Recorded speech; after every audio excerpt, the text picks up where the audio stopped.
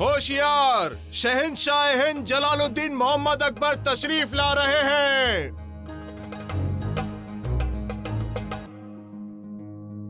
बताइए राजा साहब, ऐसी क्या बात है जो आपको यहाँ आना पड़ा?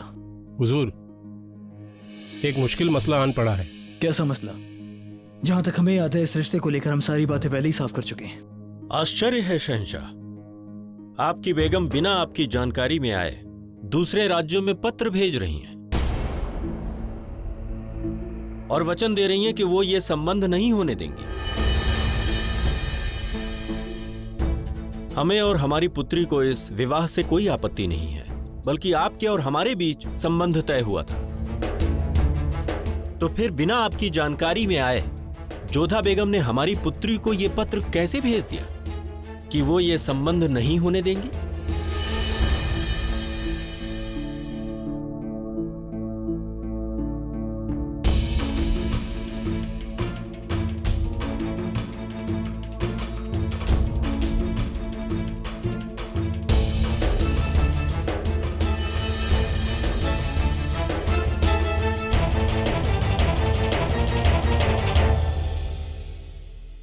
मोती, क्या सच में विवाद अब काजी साहब तक पहुंचने वाला है?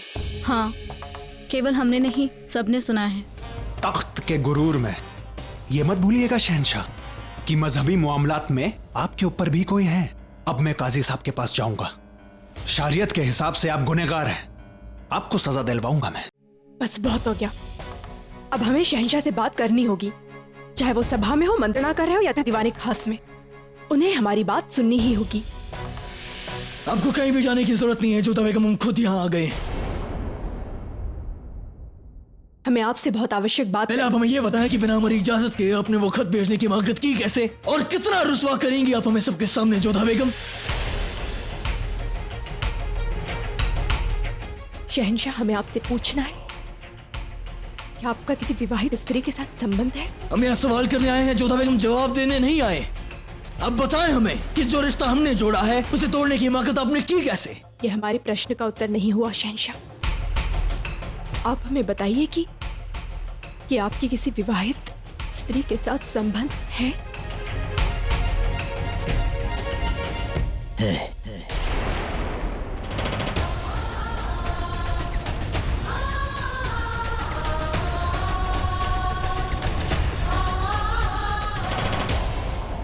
हम शहंशाह हैं, हम जो चाहे कर सकते हैं। हम किसी के साथ भी निकाह कर सकते हैं, किसी को भी अपनी बेगम बनाकर ला सकते हैं। और क्यों ना करें ऐसा? जिस दिन से आप हमारी बेगम में खास बनी है, उस दिन से आपने हमारे लिए किया ही क्या है, सिवाय हमारी नाफरमानी करने के, सिवाय सबके सामने में रुस्वा करने के, सिवाय हमारी मोहब्बत और हमारी दी हुई आजादी का नाजायज फायदा उठाने के। आपने एक बेगम होने के नाते अपने शौहर के हुक्म की नाफरमानी की है, वो खत भेजकर। भले ही आपने हमसे मोहब्बत की हो जोधा बेगम, लेकिन आपने हमेशा हमारी मोहब्बत का बेजा फायदा उठाया है। भले ही आपने हमारे सीने में दिल दिया है जोधा बेगम, लेकिन आपने उसे अपने गुरूर के सामने कुचल दिया है। तो इस बात को कबूल करते हुए हमें कोई शर्म नहीं है कि हाँ, कि आज अगर हमें किसी से मोहब्बत है तो उसकी वजह सिर्फ और सिर्फ आप हैं जोधा बेगम। बस शांत हो जाइए शहंशाह, और कुछ मत बोलिए। आप इतने ऊंचे स्वर में बात मत कीजिए जिससे हमारे कोख में पल रहे बच्चों को पता चल जाए कि उनके पिता अपनी पत्नी से कैसे बात करते हैं। उन्हें पता चलना चाहिए जोधा बेगम, हमारे बच्चों को पता चलना चाहिए कि उनके वालिद ऐसा क्यों कर रहे हैं, कि उन्हें एक ऐसी औरत मिली है जिसे अपने शौहर की शान से ज्यादा एक जानवर की जान की ज्यादा फिक्र है। हम आपको पहले भी बता चुके हैं, हमारा उद्देश्य आपके आदेश की अवहेलना करना नहीं था। हम बस रमजान के पाक महीने में आपके हाथों पाप होने से बचाना चाहते थे, और एक पत्नी होने के नाते हमारा धर्म बनता है कि अपने पति के हाथों कोई पाप ना होने दे। तो क्या आपका धर्म ये भी कहता है जोधा बेगम कि आप अपने शौहर की नाफरमानी करें, कि आप अपने शहंशाह की पूरी आवाम के सामने रुसवाई करें? जोधा बेगम, आपने हमेशा हमारी मोहब्बत और हमारी दी हुई आजादी का बेजा फायदा उठाया है। आपने हमारी दी हुई जुबान को हमारे खिलाफ इस्तेमाल किया है। हाँ जोधा बेगम, हाँ, हमें अतीफा से मोहब्बत है।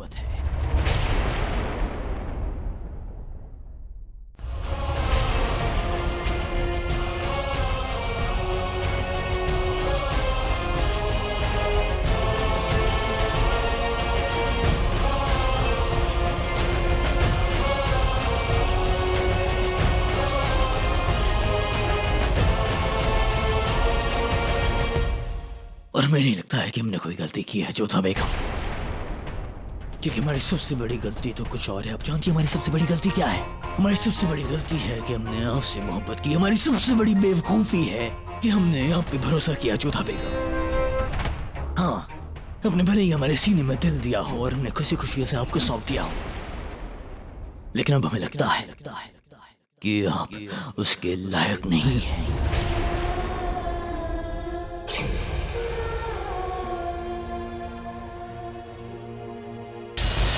तुमने जो समझा, तुमने जो जाना, सच है कि वो सच नहीं था।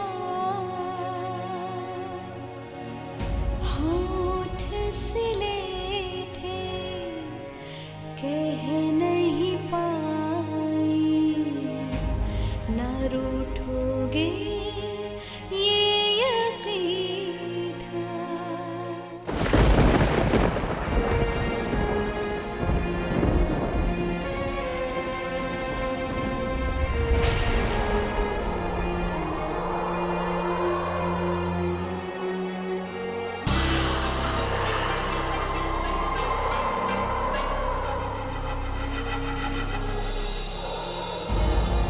सुना है शहंशाह इस बार बड़ी ईद ही देने वाले हैं। हाँ, रकम इतनी बड़ी है, ईद के पहले कभी नहीं मिली। इस बार तो लगता है मैं अपना मकान पक्का करवा ही लूंगा।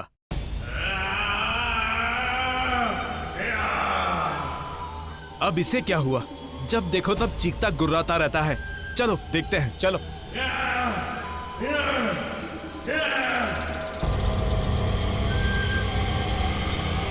देखो किस तरह से अपना सिर पटक रहा है दीवारों पर। ऐसा लगता है खुद ही अपनी जान दे देगा। अच्छा ही है, हमें तो निजात मिलेगी इससे। इस तरह के दरिंदे को जिंदा रख के फायदा ही क्या है? चलो।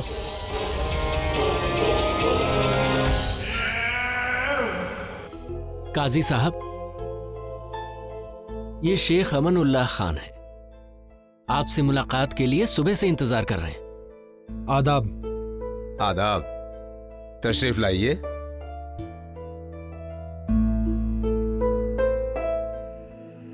और बताओ क्या मसला है? काजी साहब, मुझे इंसाफ चाहिए। एक शख्स है जो मेरी बीवी को मुझसे दूर करना चाहता है। वो जबरन उसे अपना बनाने का इरादा बनाए हुए है। हुजूर, वो बेहद ताकतवर है, मैं उसका मुकाबला नहीं कर सकता।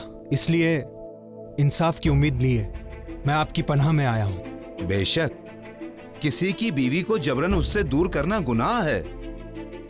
कौन है ये शख्स? काजी साहब, वो बेहद ताकतवर है। इंसाफ से ज्यादा ताकतवर कोई गुनहगार नहीं होता। शरीयत से बढ़कर कोई मुसलमान नहीं है। तुम उसका नाम बोलो, इंशाअल्लाह हम तुम्हें इंसाफ जरूर दिलाएंगे। कौन है वो शख्स जो तुम्हारे साथ ज्यादती कर रहा है? शहंशाह जलालुद्दीन मोहम्मद अकबर।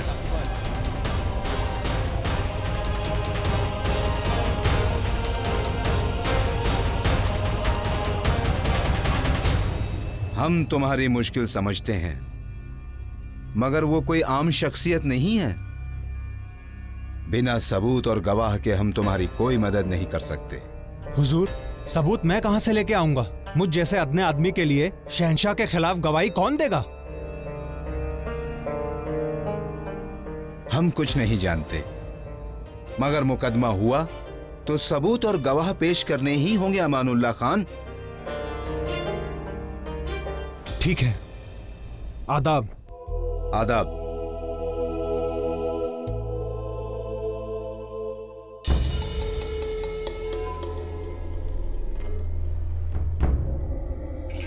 मैं सबूत लाऊंगा। भले ही वो शहंशाह हैं, लेकिन उन्हें अपने साथ ऐसी नाइंसाफी नहीं करने दूंगा मैं।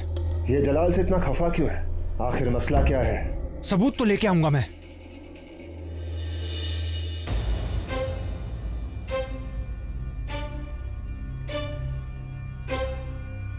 क्या चल रहा था?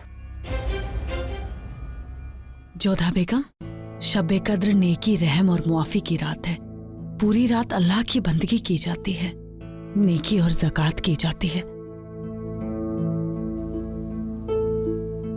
आज की रात हर दुआ कबूल होती है। अल्लाह सच्चे दिल से मुआफ़ी मांगने वालों की मुआफ़ी भी कबूल करते हैं। जो मजलूम हैं, मुसीबत के मारे हैं,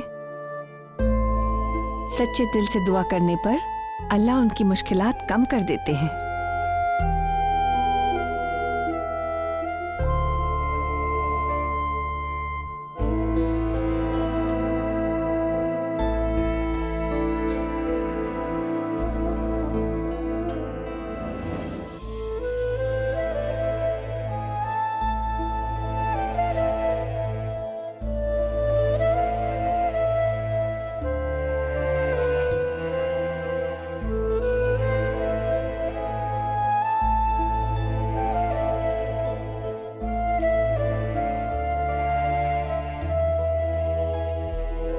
आदाब शहंशाह। आदाब सलीमा बेगम। आइए ना, तशरीफ लाइए।